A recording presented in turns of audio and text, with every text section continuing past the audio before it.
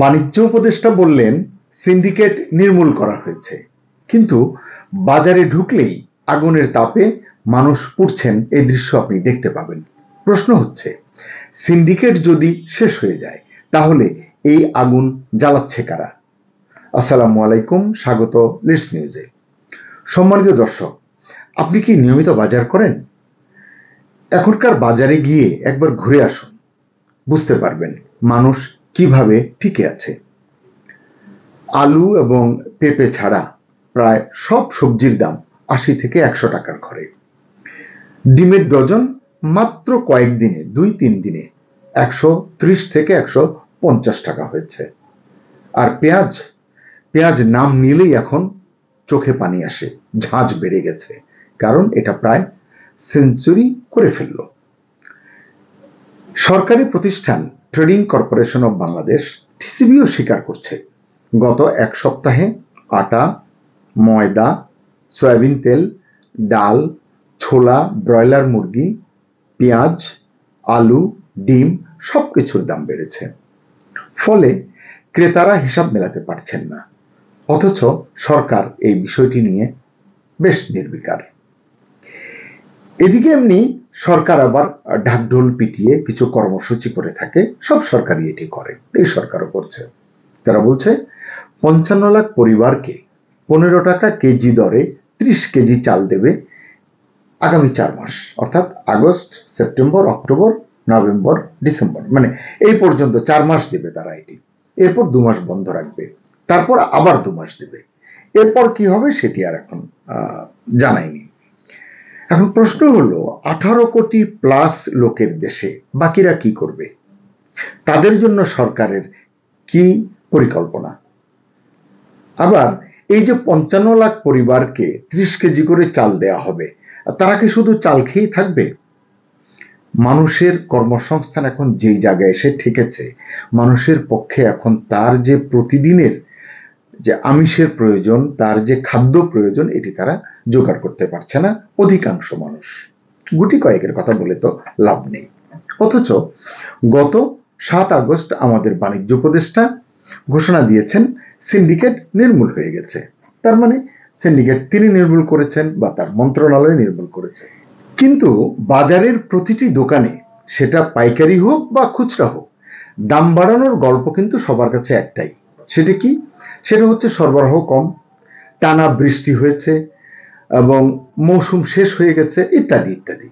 কিন্তু এই সুযোগেই সিন্ডিকেটের খেলাটা শুরু হয়।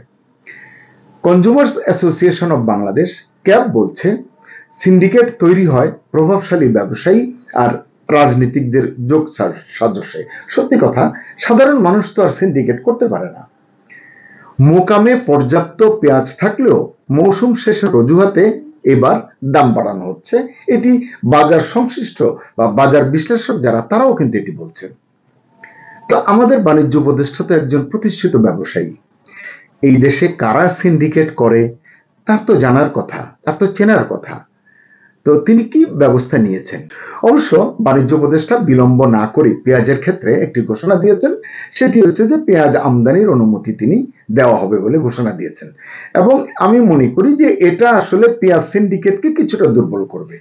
আবার শুধু পেঁয়াজ বা ডিম নয়, সারের বাজারেও কিন্তু একই চিত্র। এক্ষেত্রে পরিবহন ব্যবসায়ী, ডিলার সিন্ডিকেট, তারা নাকি আবার কৃত্রিম সংকট তৈরি করেছে, এমন সংবাদ গণমাধ্যমে দেখলাম। এই কারণে কৃষকরা বাড়তি দাম দিয়ে সার কিনছেন। এটি কৃষি উৎপাদনে এবং কৃষি পণ্যে সব জায়গায় কিন্তু এর একটা চেইন এফেক্ট কিন্তু আসবে। অথচ আমাদের কৃষি উপদেষ্টা, যিনি একই সঙ্গে স্বরাষ্ট্র উপদেষ্টা, তিনি আসলে ব্যস্ত আইন শৃঙ্খলা ঠিক করা নিয়ে। এবছর রাসায়নিক সারের যে চাহিদা, এটি বলা হচ্ছে প্রায় ৫৮ লাখ টনের মতো। এর ৮০% সরকারিভাবে আমদানি করা হয় বা হয়েছে বা হয়, বাকি ২০% দেশের সার কারখানায় উৎপাদন হয়। এটি হচ্ছে এই বছরের সর্বশেষ তথ্য এবং চিত্র। কিন্তু দুর্ভাগ্য হলো, গ্যাস সংকটে দেশের 5টি ইউরিয়া সার কারখানার মধ্যে 3টি বন্ধ। এটি একটি কারণ হতে পারে। আবার অন্য আরেকটি বিষয় দেখি, যে বিশ্ব ব্যাংকের এক প্রতিবেদন বলছে, এই যে দ্রব্যমূল্য বাড়ছে, বিভিন্ন পণ্যের যে মূল্যস্ফীতির কারণে 2025 সালে দেশে দারিদ্র্যের হার 18.6 7% থেকে বৃদ্ধি পেয়ে 22.9%, প্রায় 23% হতে পারে। এর ফলে কি হবে? 30 লাখ মানুষ চরম দারিদ্র্যে নেমে আসতে পারেন। আমরা কি করেছি গত বছর জুলাই আগস্টে? গত বছর আমরা আন্দোলন করেছি কোটার জন্য। এখন এই যে কোটার আন্দোলন, আসলে এটিকে যদি আপনি বিশ্লেষণ করেন, আসলে তো এটি কর্মসংস্থানের সুযোগ সৃষ্টির আন্দোলন। তো তা যদি হয়, এই আন্দোলন তো সফল হয়েছে, সরকারের পতন হয়েছে, নতুন সরকার এসেছে, নতুন বাংলাদেশ গড়ার প্রতিশ্রুতি দিয়েছে, কিন্তু গত 1 বছরে কয়টা কর্মসংস্থানের সুযোগ সৃষ্টি করেছে এই সরকার? যদিও সরকার প্রধান শুরুতে বলেছেন আমরা চাকরি খুঁজবো না, আমরা উদ্যোক্তা তৈরি করব। কয়টা উদ্যোক্তাই বা তৈরি হয়েছে গত 1 বছরে? তাদের ফোকাস আসলে অন্য জায়গায় বলেই সবসময় মনে হয়। আবার যদি দেখেন যে সরকারি খাতে চাকরি, এটা তো সীমিত, সকলেই জানি আমরা। বেসরকারি খাতেই আসলে আমাদের যারা স্নাতকধারী বা স্নাতকোত্তর ডিগ্রিধারী যারা পাশ করে বের হয়, তাদের কর্মসংস্থানের একটি জায়গা করে দেয় বেসরকারি খাত। তো গত 1 বছরে বেসরকারি খাতের চিত্রটা কি? গত 1 বছরে নতুন কারখানা চালু হওয়া তো দূরের কথা, চালু ছিল এমন শিল্প প্রতিষ্ঠানই তো অনেকগুলো বন্ধ হয়ে গেছে। ফলে নতুন বিনিয়োগ কিন্তু নেই। অর্থনীতিবিদ সেলিম রায়হান বলেছেন যে গত 1 বছরে 50%-রও বেশি চাকরি প্রার্থী সাক্ষাৎকারের জন্য ডাক পাননি। কিভাবে পাবেন? কারণ বেসরকারি খাতে স্থবিরতা রয়েছে। বিনিয়োগ না হলে, শিল্প কারখানা না হলে কিভাবে চাকরি তৈরি হবে? এটি আমরা সকলেই জানি। অথচ ওই যে বললাম, কর্মসংস্থানই ছিল জুলাই গণ অভ্যুত্থানের একটি কেন্দ্রীয় ইস্যু। আমরা এটিকে যেভাবেই বর্ণনা করি না কেন, তো সেখানেই তো কিছু করতে পারলো না এই অভ্যুত্থানের সরকার বা বিপ্লবের সরকার। তাদের সমস্ত ফোকাস অস্ত্র কারখানা করবে, বন্দর লিজ দেবে, করিডোর দেবে, অন্য কিছু করবে, মানে দেশটাকে স্বপ্নের দেশে রূপান্তর করবে। শুধু স্বপ্নেই তারা পোলাও কোরমা খাওয়াবে মানুষকে। বাস্তবে কিন্তু সমস্যার শেষ নেই।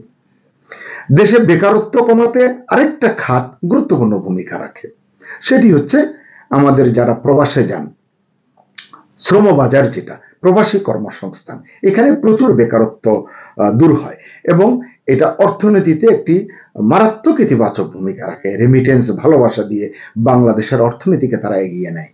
এই ক্ষেত্রে চিত্রটি কিন্তু হতাশার। গত বছরের তুলনায় এই বছরেও এটা 1/4 কমেছে বলে পরিসংখ্যান বলছে। আবার দেখুন, গত মে মাসে আমাদের প্রধান উপদেষ্টা যখন জাপান সফর করে এলেন, তখন বলা হলো যে জাপানি কর্তৃপক্ষ এবং ব্যবসায়ীরা আগামী 5 বছরে অন্তত 1 লাখ দক্ষ কর্মী বাংলাদেশ থেকে নেবে। তার ভিতরে তো 3-4 মাস পার হয়ে গেছে। কয়জন গেছে বা যাওয়ার প্রক্রিয়া শুরু হয়েছে কিনা এটি কিন্তু আর জানা যাবে না। স্বপ্ন দেখানো পর্যন্ত সব ঠিক আছে, এটি বাস্তবায়ন হবে কিনা, বাস্তবায়ন যোগ্য কিনা, সেটি নিয়ে কিন্তু কেউ টু শব্দটি করবে না। যাই হোক, বাজারের কথায় ফিরি। বাজার বিশ্লেষকরা মনে করছেন সরকারের শীর্ষ পর্যায়ে কঠোর অবস্থান না নিলে এবং সিন্ডিকেট ভাঙার কার্যকর পদক্ষেপ না নিলে বাজার কখনোই ঠিক হবে না। রাজনৈতিক সরকারের আমলে নানান ধরনের অভিযোগ ছিল, নানান ধরনের চাঁদাবাজি ছিল, নানান ধরনের বিভিন্ন এরিয়া ভিত্তিক এক ধরনের সন্ত্রাস ছিল, পরিবহন থেকে আরম্ভ করে সব জায়গায়। এখন তো সেটি থাকবার কথা নয়। তাহলে এখন কেন সিন্ডিকেট ভাঙা যাচ্ছে না? এখন কেন পরিবহনের কারণে, এখন কেন সরবরাহের কারণে পণ্য মূল্য বাড়ছে? এটি আসলে সরকারের গভীরভাবে দেখা উচিত। তারা বলছেন নিয়মিত বাজার তদারকি, আমদানি এবং সরবরাহ ব্যবস্থার উন্নতি করার দিকে সরকারকে মনোযোগ দিতে হবে এবং যারা তারপরেও অপরাধ করবে তাদেরকে দৃষ্টান্তমূলক শাস্তির আওতায় আনতে হবে। তাহলে হয়তো এই সমস্যাটা পুরোপুরি সমাধান না হলেও কিছুটা নির্মূল হতে পারে। তাই সিন্ডিকেট নির্মূলের ঘোষণায় আসলে মানুষের কোনো লাভ নেই। বাজারে গিয়ে মানুষ তো শেষ পর্যন্ত আগুনের তাপেই পড়ছে।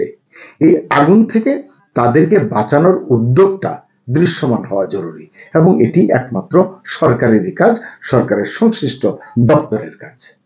সবাই ভালো থাকুন, সুস্থ থাকুন, নিরাপদে থাকুন। আল্লাহ হাফেজ।